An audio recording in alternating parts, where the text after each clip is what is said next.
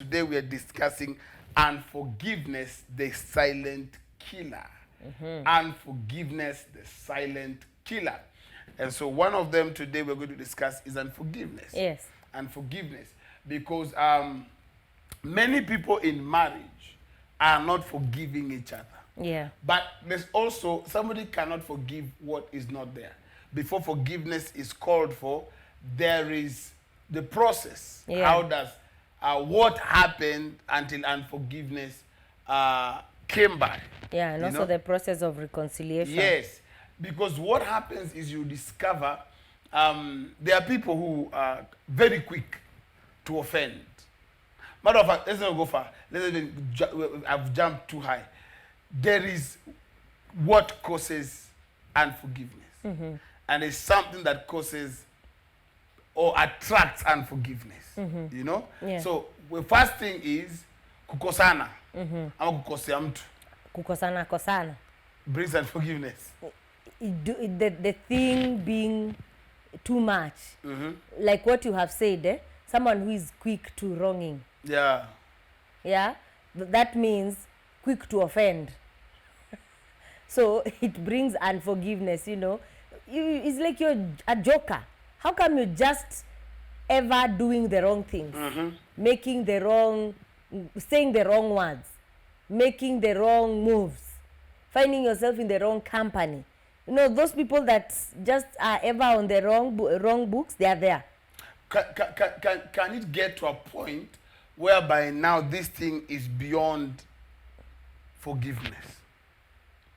Because unforgiveness, are there problems, are there mistakes in a couple or in a marriage that can be unforgiven? There's none. But there are some positions whereby if you find yourself as a married woman, as a married man, you're allowed to forgive and walk out of the marriage.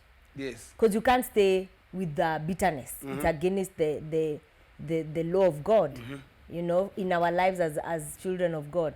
But you're required to forgive, and if you decide to not to stay, you're free to go. Someone once said 2 things in marriage: never say never. I can never take this thing. I can never. That is where you're tried. I'm telling you the truth. That is where you find your trial. So God can prove to you that that thing which you're saying, I can never say never, it is possible. 1. 2, this thing that you swear upon, if this thing happens, I'm going to pack and go. That is the same thing you tried on, and you find yourself in that house. You're staying. Yeah. And forgiveness is one of the areas in marriage that you don't have a choice but to practice. Being too forgiving can now become disadvantageous to you as a spouse. So your spouse can easily use your soft heart, your good heart, to hurt you. Yes. To take advantage. Yeah. That is where now it gets to a point whereby I tell couples, if it gets to that point, okay, even God himself knows you've tried. If this guy now has gotten to a point whereby he's taking advantage, if this lady has gotten to a point whereby he's taking advantage of your kindness, of your willingness to make the marriage work, if you decide to walk out, even God is your backup, knows that you've tried. So some of the things that trigger unforgiveness, one of them is underlying unhandled issues. Yeah. Underlying or unhandled issues. Yeah. Kuna vitu amjawai ongea kuhusu. For example, you found a condom in your husband's pocket. You have never handled that matter. You made a text, you came across a text that was alarming or suggestive. Akwambia wacha ni mambo to handle. Or another sharp disagreement. Mlikosana kitu, alafu kuna there are things you sweep under the carpet. That thing will bring unforgiveness. And let me say this to men. Women don't forget those things. Men, we can easily override it. We can easily let it go. We can easily slip our minds. But women, until it is handled, it is not handled. It is not going. I beg to differ there. Nowadays, there are men who keep things more than women. I'm telling you the truth. I don't Nowadays, there is a species of men that really keeps things. They are there. I think that they have borrowed a leaf. Of? I borrowed a leaf from women. No. They have borrowed a leaf. It's nature. I think it's Men naturally how naturally, someone is made. Men naturally have a tendency of ignoring things. But you see, a tendency of every man. Kitu kama anatupilia tu. But you see, you can't put all men because they are different. The genetic way of the way they are made is different. You can't all of them classify them in one cluster. Putting 10 men on one row, this one can be forgetful. This one can remember in details. This one can, people are different. But the truth be told is men, there's a group of men who really harbor things in their heart. Details. No, I'm talking about, as in, men, not all men. Men can harbor, yes. But people that read most of the time don't want to handle issues. Amen. Yeah. Most of the time, men know how to dodge issues. So, men, any matter you have not handled and is in your heart of your wife, my advice, handle it because it will not go. Anytime there is unhandled and underlined things, kuna vile apendi vile unamwongeleshanga, si kuna vile bibi yako apendi vile unakuja late, and you're not addressing it, you're not talking about it. It brings unforgiveness because the first thing is this person was wounded. Yeah, and you're ignoring their feelings. Underlying issues and they are unhandled is an open communication of ignorance.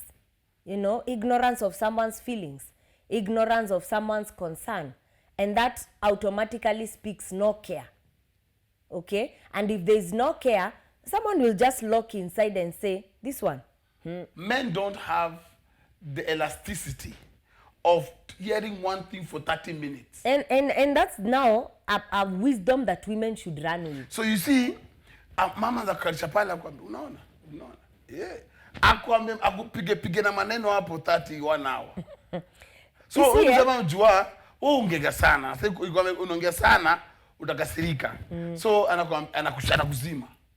The thing is this, this is the issue, okay? And you people know without a shadow of a doubt that you have underlying issues. This is the way to start it off, okay? Handle bit by bit. Even if you'll have dates every week to handle matter A, and matter A you give it a time frame. You say it is not passing 1 hour. Then it is over. Matter B, like that, until you declutter. The issue is, let's take one step at a time, go handle them on an open mind without arguing, and let this thing not pass an hour. Sawa. Mu handle kila kitu pole, step by step. From there, the heart of that woman will be lightened. Even if an issue arises, she will not refer. Especially a woman that listens to this thing called marriage. She will be lighter on handling matters because amesaidika na ndani. Me, I will tell men, wamama wako na kipawa ya kuongea, anointed to talk. So what needs to happen is this. There are things you know very well that this thing, the way it is going to come, it's going to bring issues. Don't defend yourself. Apologize. For example, let me give an example. What are you apologizing? For example, kufunika vitu. There are some problems that are 3 months old. Sometimes this is how I look at it. Not every problem must be given an explanation. Not every query, for lack of a better word, concern, must be given an explanation. Oh, okay, that's how you saw it. I'll work on it. You have handled the matter. Because the moment you start explaining, that thing will flare. It will grow. But the question is, have you seen what you're being told? Yes. Oh, nowadays only skizzy. Okay. I'll change on that. You've listened and you've answered. Let's dwell on that scenario. Tusiende mbali. I bring in someone in my house. Yes. And I have a reason that is broad daylight. Right. Yes. Just to please you. No. And because so no. how do you handle such an issue? That's what I'm saying, There are people. It's not right for her to agree. Okay, it is not right. Kama ufurahi, that sister will come in that house and now you start handling plan B issues. Now, let me give you how this thing can be very difficult. Very difficult. Yeah. Because the man now, I mean, open up to it. You know what he will do? You keep quiet. It's not okay. He feels you're not submissive or you're not respectful. Right? Then he feels like my sister is struggling. No, mtaki kwangu. Hapa ni kwangu. So one, he begins to frustrate the woman. Anakufustrate. Juu ya nini umekataa watu wako kuyo. Anakuja vibaya. Provide probably a bedroom and last room. Another tabia mbaya. Very simple for a woman like that. To handle that kind of man is very simple. Stand your ground. When you stand your ground, leave the matter to rest. Mambe, I'm sorry, but I'm uncomfortable with your sister coming here. With all respect, I'm very uncomfortable, and it's not that I disrespect your people, but I'm very uncomfortable. Leave it at that. You have not consented. The same time, you have left the ball on his court. Let him know that if he does, because the moment is apana, it's becoming worse. No, me, I think, at some point, marriage should not get there. Thank you. There are women, if you correct them, and mom, nikuje kwetu. That one, I know that there are those women who have that character of, I'm right. I'm right. Yeah, they have that thing, and it's a big demon. It is masculine kind of spirit. The woman. Yes, how do I call it? Spirit husband kind of.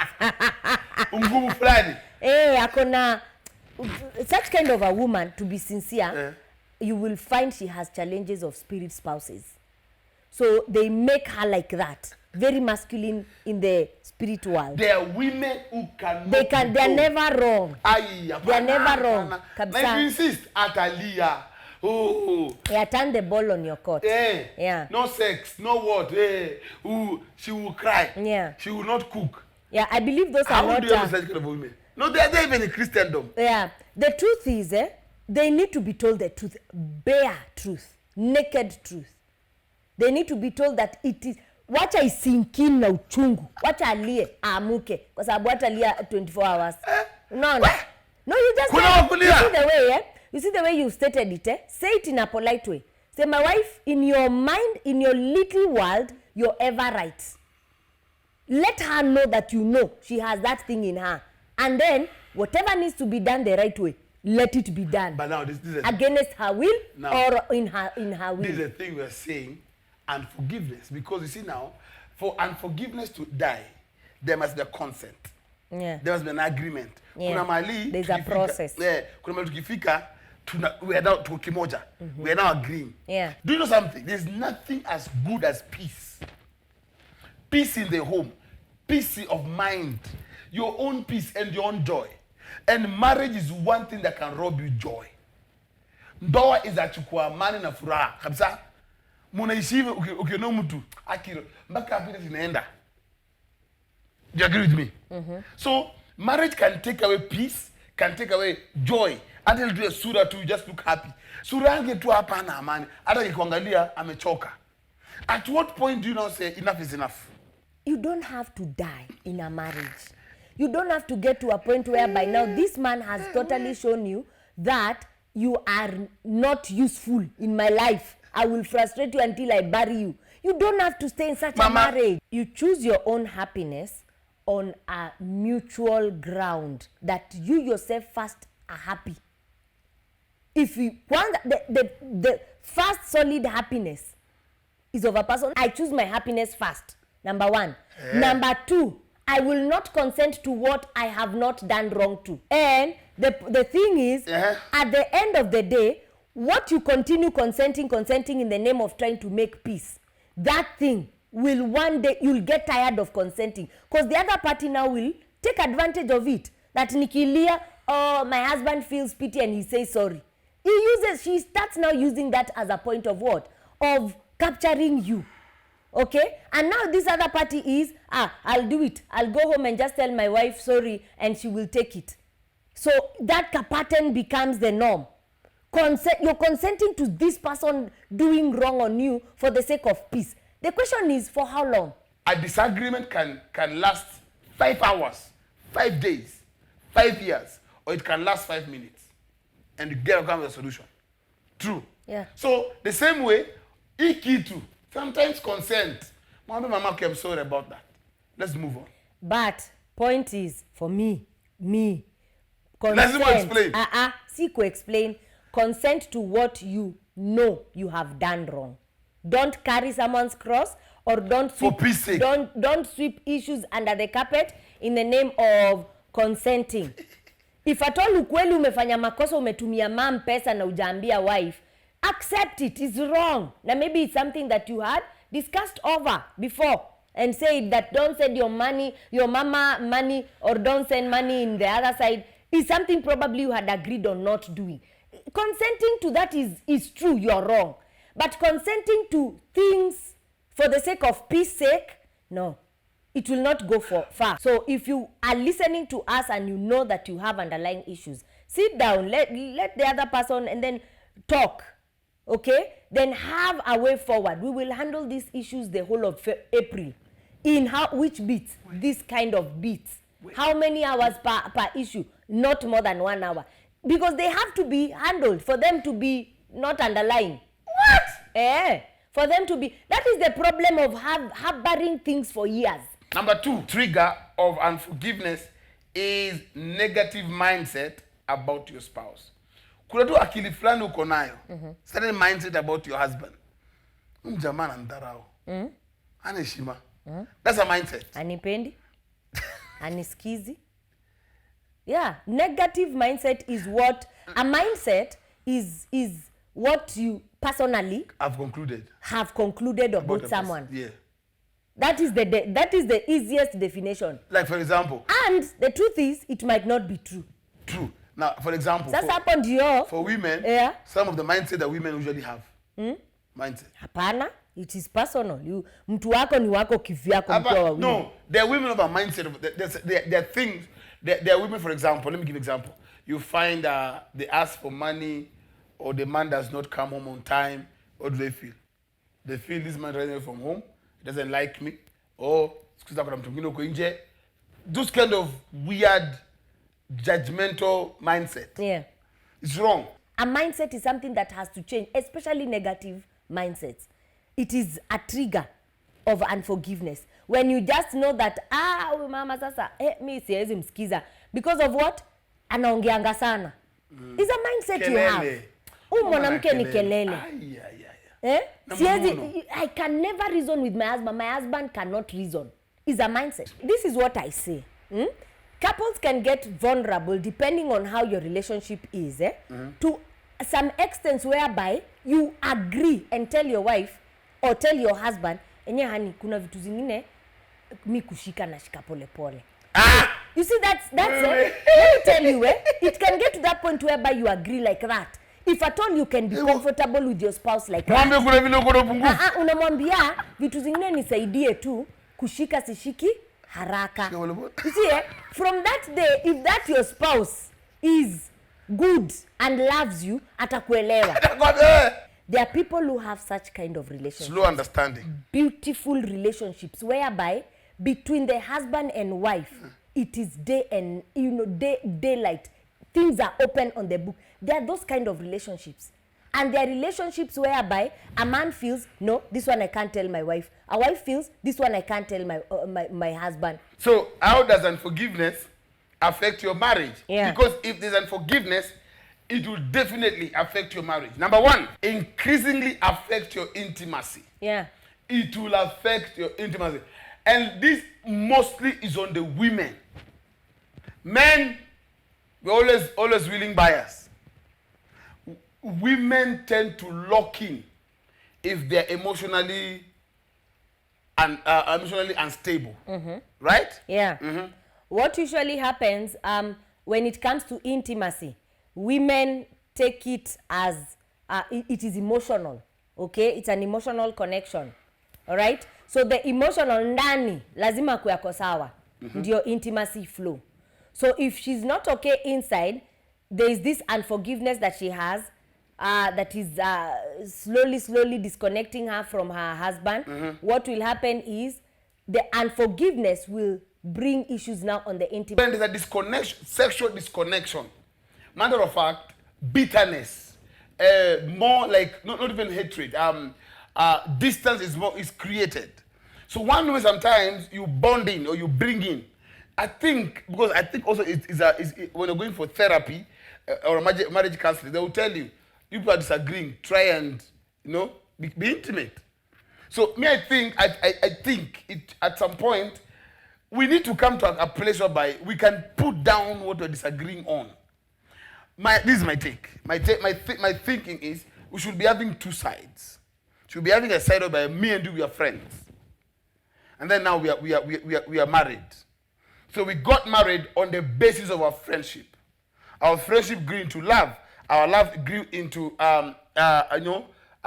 intimacy, whereby I want to now spend more time with you. I want to be with you. I want to know you more. So when couples disagree on marital issues, it should not affect the friendship part. And the friendship part is you should be considerate to your friend. Yes. You should listen to your friend. If your friend is not okay, it should disturb you. Okay? So one of the things that men need to understand is that the best way, matter of fact, to understand your spouse is realize you're not married to a man like you. Again, you're not also married to a woman like yourself. There is a way biologically, mentally, men think and handle issues. And you should respect that as a woman. There is a way women are made, created. Si kujifanya. Naturally, that's their nature. That is how they are. That a man should understand. And if you begin to understand your husband from that perspective, then utemwelewa. That's why we have from a man's perspective. To get to know men more. Okay? To get to know women more. All right? When men and women, husband and wife, understand each other from that perspective, that this one is a woman. This is how women think. This is how women behave.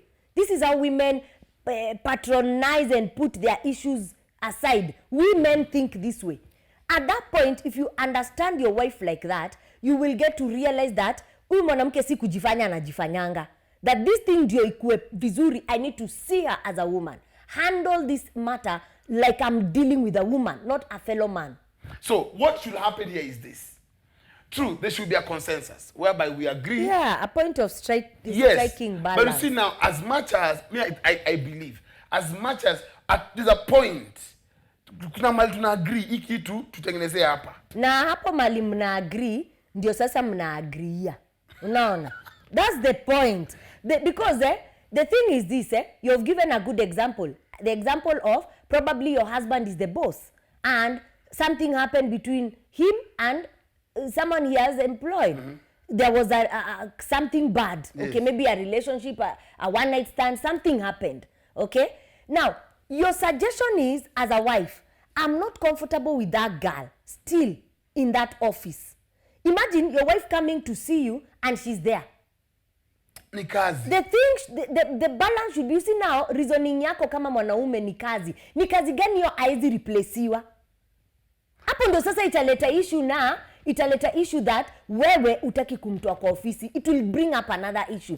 The striking point will be, accept, yes, you had an affair with this girl in the office. True. For this thing to end, you two should not be anywhere mnaonana sana, because it only needs a fireworks.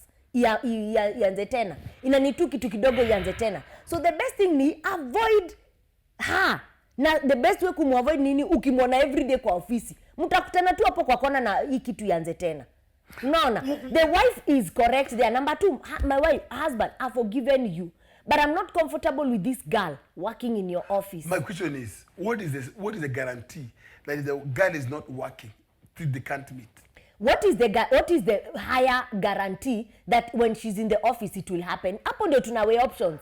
We'll get back. Akiwa kwa ofisi, higher chances are that hii kitu inaweza flare tena than akiwa yuko, cause out of sight, out of mind. I strongly believe also is a matter of personal decision. Yes. A man has to decide it will not happen. Sasa ukikataa, hapo ndo utapindukiwa uambiwe nini? Unakata kumfuta kwa sababu unataka hiki tu iendelee. Na utatoa akili yake hapo. Haya. So, let's go to number 2. So it affects intimacy. This thing is Unforgiveness affects intimacy. Intimacy is one of the connecting points of couples.